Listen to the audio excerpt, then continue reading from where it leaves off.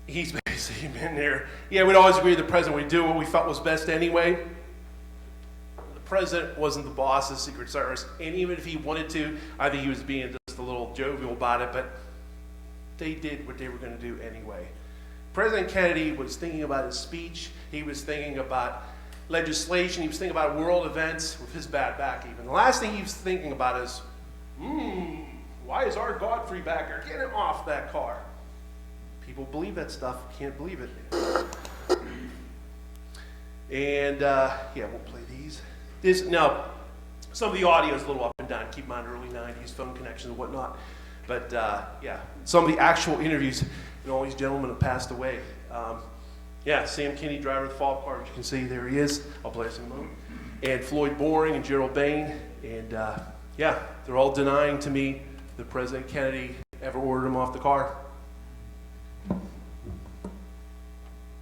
What I think I found it interestingly enough is there's no truth to this thing about supposedly Kennedy ordered the agents off the back of the limousine. No, he had nothing to do with that. I figured that, because you know what? William Manchester makes the claim that Floyd Boring was ordered by Kennedy, and I'm quoting what it says in the book, says, keep those Ivy League charlatans off the back of my car. That is false. Yes, I don't take it as the gospel, but I know other people have. I can't tell you how many times I've seen that repeated where President Kennedy told the agents, I guess yourself and other people, get these men off my limousine, don't do this. Okay. Very nice man. Yeah, it's never represented at all. I asked him on the trip before, February, the last vacation he had. Oh, okay, the one that Florida. Right. Oh, okay, yeah. There's something relating in his book about that too. Supposedly, he makes it out like President Kennedy was real authoritarian and ordered the men off the back of the limousine. Well, that's not true. I didn't think that was either. Yeah, Rufus Youngblood, it was one of the things he told me. He says that don't believe Manchester or Bishop.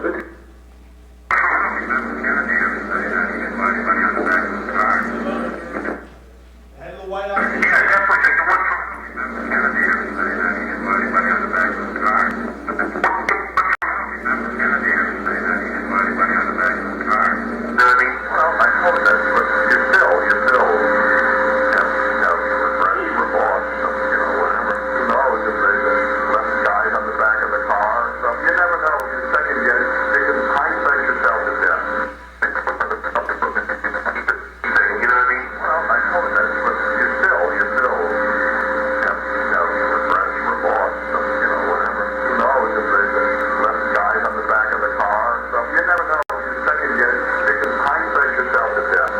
This is the lead advanced agent for Dallas, Winston Lawson. Keep in mind, the lead advanced agent for Dallas, Winston Lawson. This is an amazing letter he wrote me in January 12th, 2004. I do not know of any standing orders for the agents to stay off the back of the car. After all, foothold and handholds were built into that particular vehicle. I am sure it would have been on a case-by-case basis depending on the event, intelligence, threats, etc. Keep in mind, ostensibly, officially, allegedly, there were no threats found in Dallas. Jerry Bain, a special agent in charge of the White House detail, as it was known then, Presidential Protective Division currently, would have been privy to that type of info more than I. See my other video where Bain adamantly denies that President Kennedy ever ordered the agents off the car. However, it never came to my attention as such. I am certain that agents were on the back on certain occasions. Again, I do not know of any standing orders for the agents to stay off the back of the car. However, it never came to my attention as such. This totally debunks the Kennedy detail. Here's the fateful Tampa motorcade of November 18th, 1963. This is Congressman Sam Gibbons. There's JFK, Senator Smathers, Agent Don Lawton, Agent Chuck Squirrel, Agent Floyd Boring, Agent Bill Greer. Let's focus on Congressman Gibbons. What did Congressman Gibbons have to say about the whole notion of JFK allegedly ordering the agents off the car in Tampa? Here's what he told me in this letter dated January 15th, 2004, years before the Kennedy detail saw the light of day. I rode with Kennedy every time he rode. I heard no such order. As I remember it, the agents rode on the rear bumper all the way. Kennedy was very happy during his visit to Tampa. Sam Gibbons. In the final letter here. This is an amazing letter from Dave Powers, arguably JFK's best friend for years and the former curator of the JFK Library. September 10th, 1993. Okay. Also, unless they were running along beside the limo, the Secret Service rode in a car behind the president, so no, they never had to be told to get off the limo. And some actual clips of motorcades here. I thought it would be good to play these clips and show some of the letters. Well, the guy had a lectern to sit there and tell you that'd be good to have. Even with some of the audio visual, some of the audio is like a dime depending on the source, but actually hear them. And again, a lot of these gentlemen, well, all these gentlemen have passed away now, so.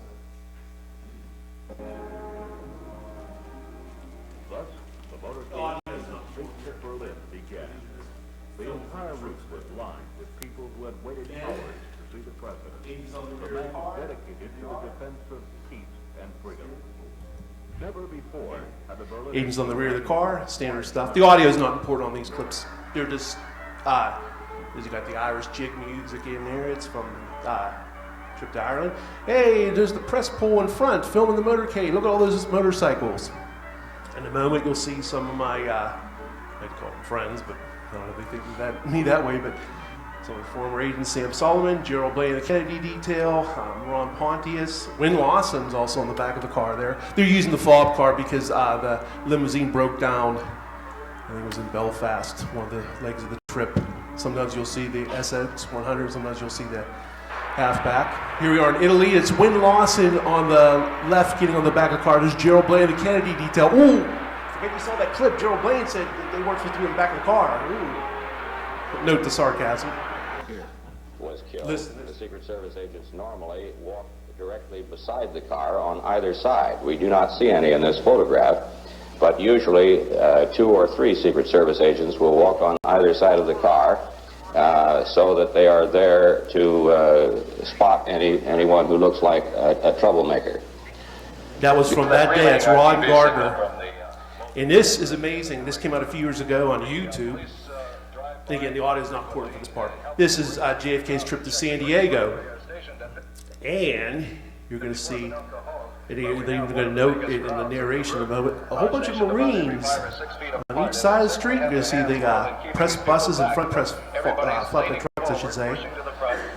Knowing that the president's about to go by. The band in the background, Crawford High School band, striking up. Hoping that the president will be here any moment and wanting to. You can see them right there. The narrator says they're 5 or 6 feet apart. May I again point out that the picture you see is not from 54th and El Cajon. The 2 press trucks, including a live mobile feed, still in motion photography, and more importantly, Marines facing the crowd 5 to 6 feet apart. It's from a vantage point about 4 blocks west of where we are, looking west and seeing the first of the motorcade as it goes by.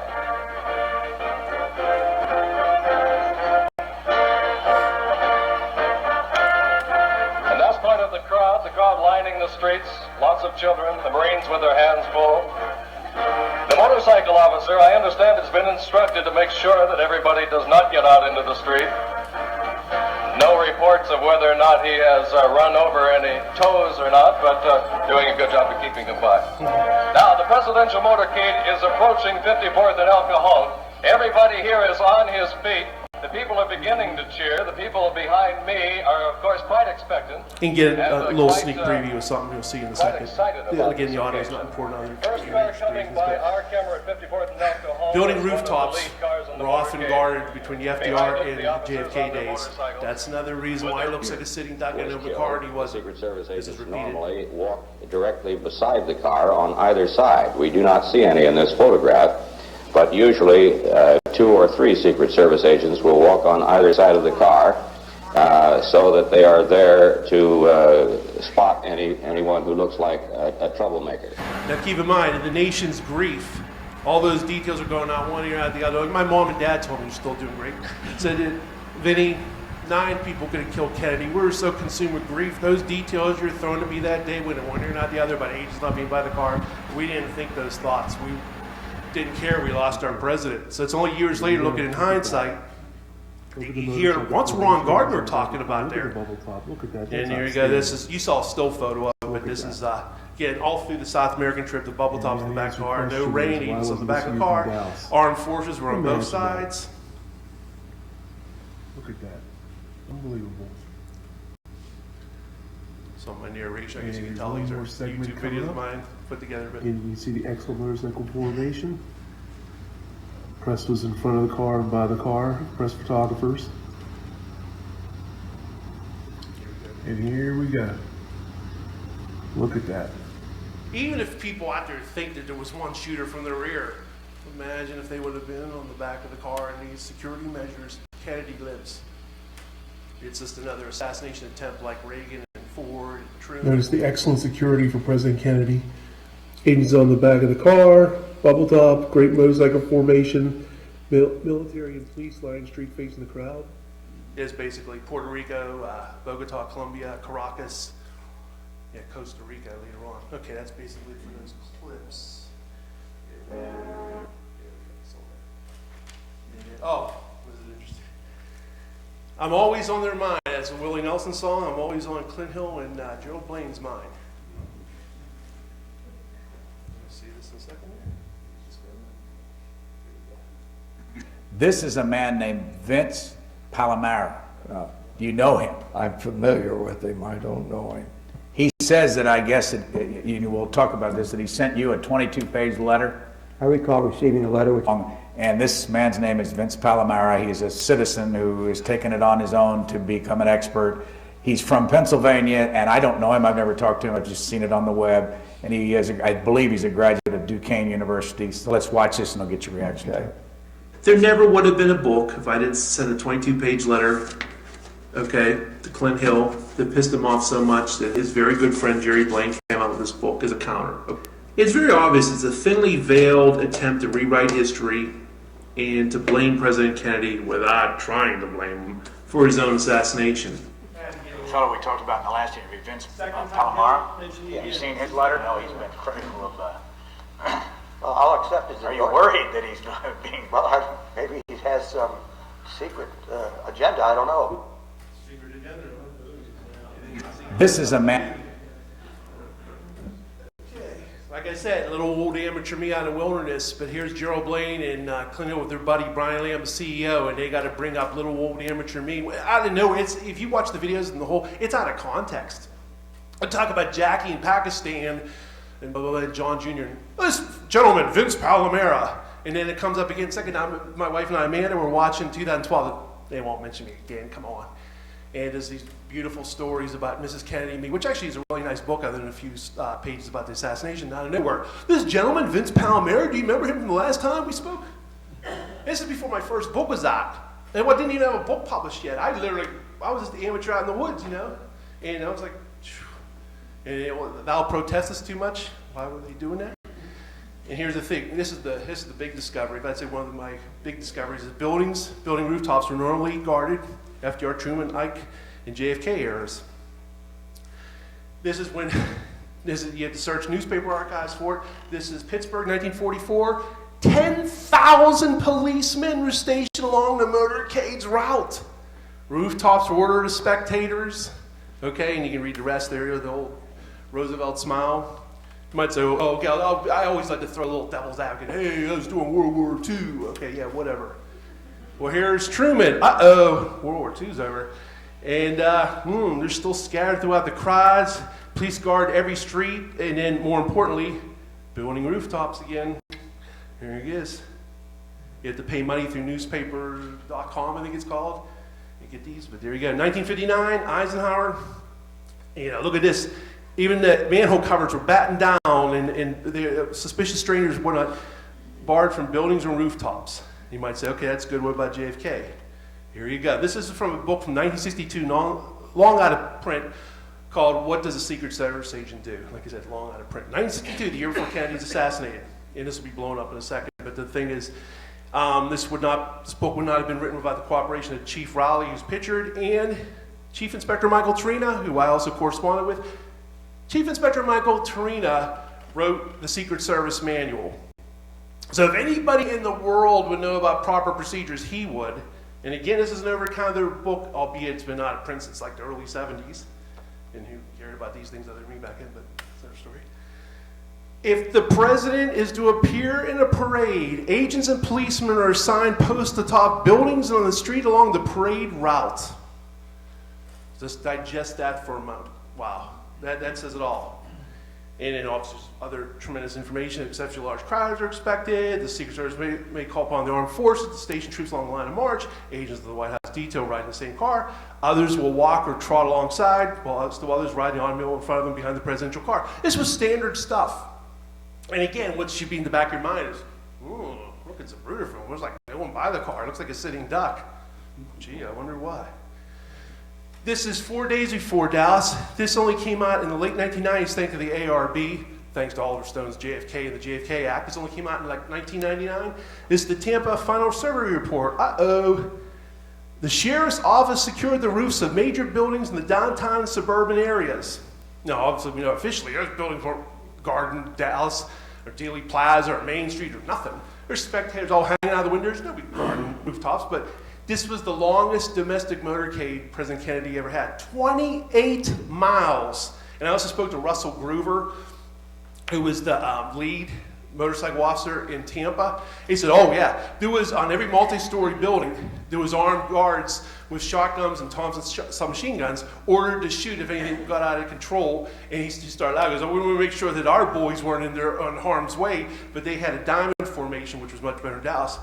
And I said, well, okay, multi-story. Well, what about single dwellings? Since we had the military and the police lining the route to cover them, because they were more at eye level, like as ranch level, but anything 2 stories and up, they were guarded by, and again, it's not going to be in photographs a lot of time. I have a few, but usually people are looking at Kennedy. They're not looking up there and, hey, look at that armed forces guy. It's like Arnold Rawlin. Some other people testified about, well, they thought it was Secret Service guards. So some people knew that that was standard procedure back then, but it's an amazing document, only 20 years ago. This is from Pittsburgh, PA, in the interest of time. Basically, it says here, when he came to Pittsburgh, all the buildings, culverts, bridges were guarded. They had armed detectives ordered to shoot if anybody even opened a window and whatnot. And it's again for the assassination, not after, not as a result of the assassination. Oh, you're looking back with rose-colored glasses, Vince. It's only because of the assassination he did these things. They did this since the FDR days. There's reasons presidents survived before Dallas. Guard of 35,000 line streets to assure the president's safety, and helicopter manned the route during the entire motorcade. This is amazing, this one. President will have plenty of protection while abroad. The actual article isn't real meaty. It's good, but you might say, oh, that headline's amazing, but what to say, nothing really amazing until this part. They asked local authorities to put police on top of buildings along the streets. Bridges get special attention. Again, they asked local authorities to put police on tops of buildings, July '63. Interesting subnote about that article, when it was published by the Associated Press, many times that paragraph was omitted. It was only when I, again, paid money through newspapers.com, to my shock, I came across it and I thought, I already have this one. What? By buildings, like, what's this about? And the rest is history. So a lot of times that wasn't even advertised. Maybe it slipped out and the Secret Service didn't like that. JFK went to Nashville. The Nashville banner, Bill Adams, good research friend of mine from like 20 years ago, he got me the original Nashville banner newspaper, kind of disintegrated through the years. It was the yellow and falling apart, but it had this in here. And thank God, in 2013, JFK Nashville was published by the Nashville banner. And thank God they had this reproduced. There it is. The men took their posts at 8 a.m. and remained at their rooftop stations until the president and his party passed. Even if there's some out there that think, well, I kind of think one person did do it, Vince, sorry. All right, have your one person. I don't believe that, but let's say it. Building rooftops are manned, history's changed. There you go. No, obviously I believe there's conspiracy, but I would like to throw it out to the Dottie Thomases. Again, interest of time. Spot on rooftops. Now this is the inaugural, to be fair, complete survey of all buildings, water main, sewers, underground conduits. Thousands of troops guarded his routes. Here he is in Seattle. Got the two arrows about rooftops, building rooftops guarded. Here it is.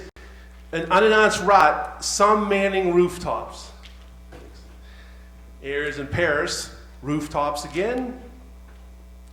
And his picture's those little arrows up there are actually the Paris police, the gendarmerie, I guess they're called. They were all on all the rooftops there. This came out December '63 and really angered the Secret Service. Former Chief Baumann, rule violation cited in JFK Assassination, clearing of buildings on Parade Route called fundamental.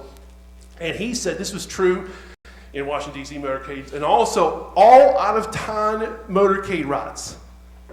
Chief Baumann saying that. But again, this is before Woodward and Bernstein, before the details. People cared about things back then, before tabloid press. You know, people, it was a more innocent time. People believed things they read about, something like that would have went in one ear, not the other. Yet in Dallas, as it even be said, rooftops weren't guarded. It is basically an article after the fact, a couple of days later, saying, the decision to post policemen or other agents on rooftops and in buildings always is one that must be weighed against the manpower requirements. So it acknowledges that it was something that would happen, but trying to make excuses for him. Meantime, 28-mile motorcade in Tampa. Multi-story, they're all armed guards everywhere. Police motorcycles normally rode in great numbers all around the limousine. I'm going to speed this up, I only have a little more. And it says 65 motorcycles. Do I even have to say how many were around the limousine in Dallas? Look at this Bruder film. Here we are in England. Here we are in France. Here we are in Rome. There's another thing in Rome here. This is Tampa going very fast. That's why it's blurry. That's Agent Chuck Zaporro in the back of the car. Here we are in Germany. Here we are in Milwaukee, and I love this. Police Captain Dahl said, we have to police the tops of buildings too, and all bridges and viaducts along the route. There it is. Matter of factly, there it is. There's the down formation, but note that thing about the buildings again. Buffalo, New York. Row of motorcycles, Buffalo, New York. Here we are in New York, all surrounded. Good police by limo. Here we are in New York again. Here we are, these are different trips in New York. This is Tampa. Look at that beautiful, in Russell Groover, the gentleman I mentioned before in the lead. There's San Antonio, Texas, the day before. Look at the rows. The House Select Committee made a great deal about this, uniquely insecure in Dallas. Indeed, look at the rows of motorcycles. And we already knew the police helicopter was manning a ride overhead filming. There's San Antonio again. Look at Houston. Look at that. Unbelievable. Yet in Dallas, the day before, November 21st, there were supposed to be 2 more motorcycles on each side. They weren't there. They were called away by the Secret Service, which Belford Lawson, the House Select Committee, noted was a unique occurrence, and in the final draft, he said it was uniquely insecure. There's Mr. Lawson, who felt that 8 motorcycles were too many, so he moved them aside. Here's Marion Baker, the Dallas Police Department, said, yeah, they didn't want us by the car, testified to the Warren Commission. So did B.J. Martin. They instructed us that they didn't want anyone riding past the president's car, and we were to ride to the rear of his car. I think that's all, officer. Kind of reminds you of Zapruder. Oh, that's enough, Mr. Zapruder, about shots coming from behind. Warren detective, again, I'll speed this up, but usually was a police detective's car in the motorcade. And again, this is just depicting that. In Chicago, they did get wind of a threat in Chicago. Again, there was prior threats before Dallas. Don Lawton rode on the back of the car. They had 6 motorcycles around the limousine, and he had a detective's car filled with armed men. Here they are in Pittsburgh, armed men in a detective's car. Here they are in Costa Rica, a Jeep with military men surrounding the agents surrounding the limousine. In Dallas, Chief Curry wanted the detective's car there. It was canceled. Will Fritz wanted his men there. They were canceled the day before. Here's Seth Canner. Will Fritz's men called off night before by Secret Service, had planned to ride a closed car with machine guns and car behind President. And police and military lined the streets and buildings. And here we go, just basically saying that. This is just proving it. And again, this is in Pueblo, Colorado, not foreign trips, domestic trips. There's all the arrows of the National Guardsmen on top of the roof as well, guarding presidents. That's how presidents lived in open cars before. Speed, good intelligence, military men lining the street, police lining the street facing the crowd, many undercover detectives in the crowds, agents on or near the rear of the car, partial bubble sometimes. It's not just luck rubbing a rabbit's foot. There's a reason why presidents live. And you can't think of today with terrorism and looking at even these pictures, oh, he's a sitting duck. You got to think of the 40s, 50s, and 60s. You got to think of a time when it was a single, rifle shot. It was pistols before terrorism. So you got to put yourself in the context of the time. And again, there's a reason why presidents lived back then. Police on rooftops, police on rooftops. See if there's anything else. Like the Marine, you saw the videos, the Marines. This is 4 days before Dallas. There's the military police lining the streets. The ranch-style one-story building. That's how they protected them. Don't worry about you pulling a rifle out of a window there. Less obvious will be the thousands of plainclothesmen and West German police in the crowds. This is 1957, New York, Eisenhower. Partial bubble top, policemen on motorcycles and horseback, all surrounding the limousine. 1957, they could afford Eisenhower that present, protection. Don't fret, JFK will be safe abroad. And again, these are contemporary articles before the assassination. Yet in Dallas, Secret Service all secure. And famously, Kellerman said the advanced security precautions are the most stringent and thorough ever in the Secret Service history. And I think I only got a couple more minutes. There's one thing real quick. Agent Thomas Shipman, driver of Kennedy's limousine, he died of an alleged heart attack at Camp David October 14th, 1963. Spoke to his family, said he had a clean bill of health. He was a Secret Service agent assigned to drive the car. He believed he was going to be the driver in Dallas. He died because he had family in Dallas. And obviously he ended up being Greer, and Greer was very incompetent. There's Shipman driving JFK and Jackie.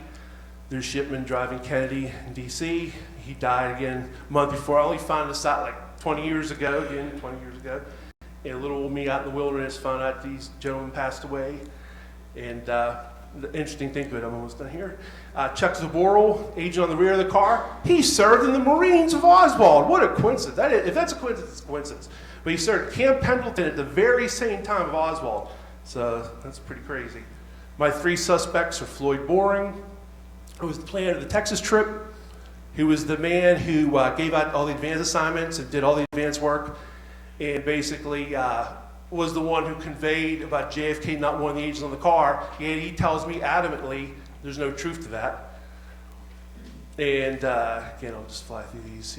Emory Roberts was my second suspect. He was the agent who called back the men at Love Field and was in charge of the agents at the follow-up car, who did nothing. And you saw that video before. Here he is, Emory Roberts. The next day, we saw the Umbrella Man in the Zapruder film. The next day, here's Emory Roberts holding up an umbrella for LBJ. Hello, you're supposed to be an agent. Worry about your pistol. Don't worry about an umbrella for LBJ. Jerry Kivett, looked like it's disgust to me. Emory Roberts went on to be LBJ's receptionist. So a current Secret Service, still current agent, went on to be LBJ's receptionist. Strange, to put it mildly. And yeah, it's basically Bill Greer is my final one. Bill Greer. This will be the final clip. It's only 40 seconds. Let Dave Powers speak for me. The President's friend, Dave Powers, now director of the Kennedy Library in Boston, remembers talking to a grief-stricken Bill Greer, the Secret Service agent who drove Kennedy's car. What if they'd sped out of Dealey Plaza after the first shots, but before the fatal one?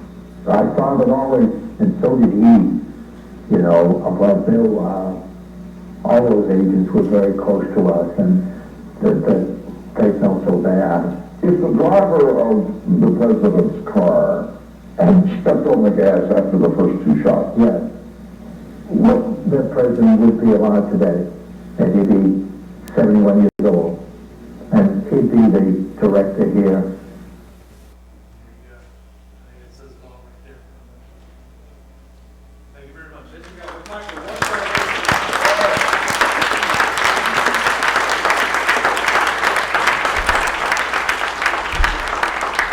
Hi, Vince. I haven't heard the name Bill Adams for years. I dealt with him, too.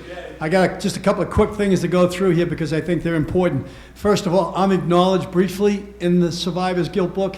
That book, everyone should buy that book. It is a fantastic book. Absolutely fantastic. I recruited him for the Men Who Killed Kennedy series, and I'm very proud of that. And he should have had more time in that series. I had no idea, but I agree with that. You mentioned Jim Bishop. and I've dealt with Jim Bishop people, okay? Jim Bishop was a Del Charo regular. He was there. He was an unbelievable supporter of Clint Murchison. In all of I have his newspaper articles from the 50s and the 60s, always supporting the 27.5% oil depletion allowance, always supporting oil, always supporting the mob, always supporting Hoover and the FBI, always supporting Rowley. Rowley contributed to that book and big time, and he praises Rowley constantly. Rowley's the first man to shake LBJ's hand when he gets off Air Force One. When Manchester kept hammering LBJ to let me interview you for my book, he kept putting him off and putting him off and putting him off. He finally said, okay, come on over, I'll interview. He went over, and instead of LBJ, there was a guy sitting there. You ask me questions, and I'll answer the way LBJ would. And there was a squawk box. I'm almost done. There was a squawk box. It's obviously Johnson on the squawk box. And every time the guy who was answering said something that Johnson didn't like, the little red light would go on, and the guy had to run in the back and get the right answer and come back and amend it. That man was Jack Valenti. Okay? Jack Valenti. All right? It's Valenti who is the man who invited Kennedy to the Albert Thomas dinner the night before. That's how they got him there. Not all that other stuff, just like you point out, all the other lies and myths, okay? Then when Bishop says, I'm gonna write a book on the assassination, he goes to LBJ, no problem. LBJ and Lady Bird cooperate with Bishop completely. And finally, I met Dave Powers, I talked about him yesterday. He absolutely believed in a grassy knoll right shooter, and I showed him a gunman on the other knoll, and his eyes nearly came out of his head. I think that covers everything. Awesome. Thank you.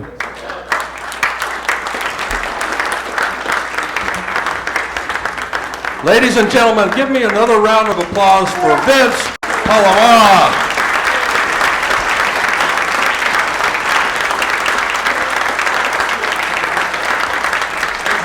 Appreciate it. And have him assist me here. We have a little something special here for Vince. On behalf of the JFK Assassination Conference, we are awarding him with the Justice for John F. Kennedy Award from the JFK Assassination Conference for 2019.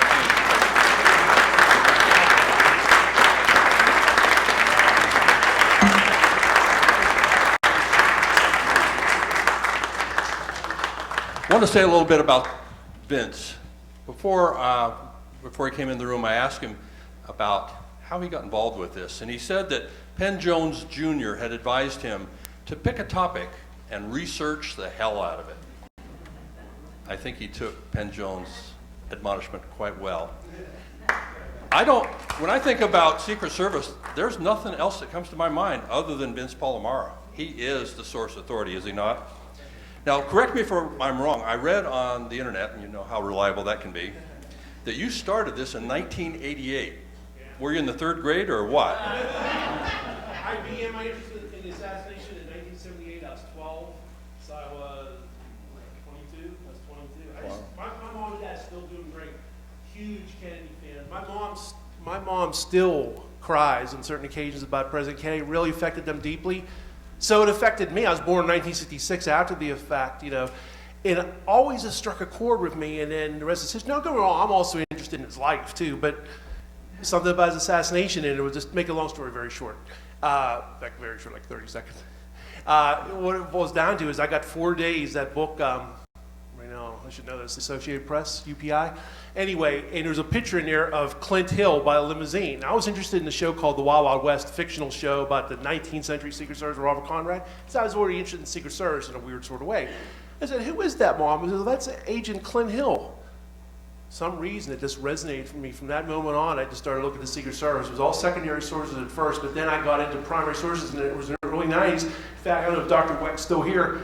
He called me in 1991, and he doesn't even know. He was actually a linchpin for me. He says, you know what you should do? Because I even admitted at the time in 1991, I didn't actually speak to any agents. He says, you should do that. You should maybe think about primary research in his wonderful voice. And I started to do that. So actually, Dr. Wecht, wherever you are, it's your main impetus as well. So my parents and Dr. Wecht. Yeah. All right. One more time, ladies and gentlemen, Vince Palamara.